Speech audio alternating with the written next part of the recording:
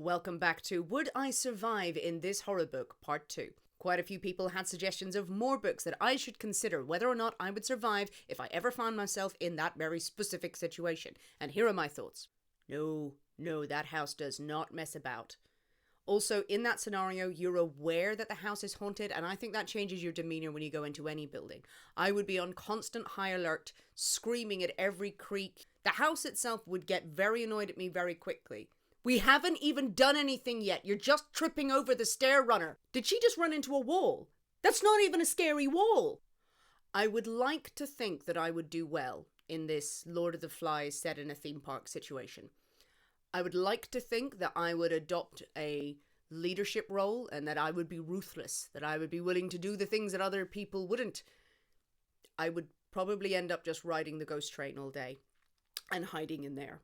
I would survive Bloom, mainly because I respect boundaries, and that is the message of this story. Respect people's boundaries.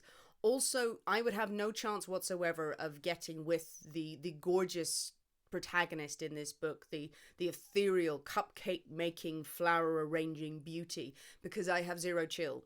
I would just be there going, "Hi, you're so cakes are good. So would you rather be a finger or a toe?"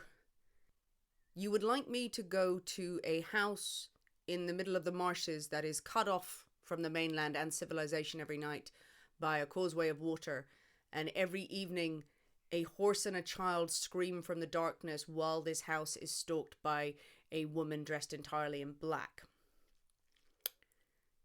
Will there be cake? Yes. Yes, because the second that I walked into the house and saw the silent companions, the life-sized models of the previous inhabitants of the house, I would be, nope, walk out the door. But you will be shunned by society for leaving. Well, that's just what happens to me today. That's fine. You go stay in the house with the giant creepy wooden figures that move. Oh yeah, I would survive this. Lot of perimenopausal rage. I would survive this and other people would not. Fewer, in fact, than survived in the original book. While I am not afraid of clowns, it is terrifying and relentless, so I would be running and throwing children behind me in order to get away out of the path of it.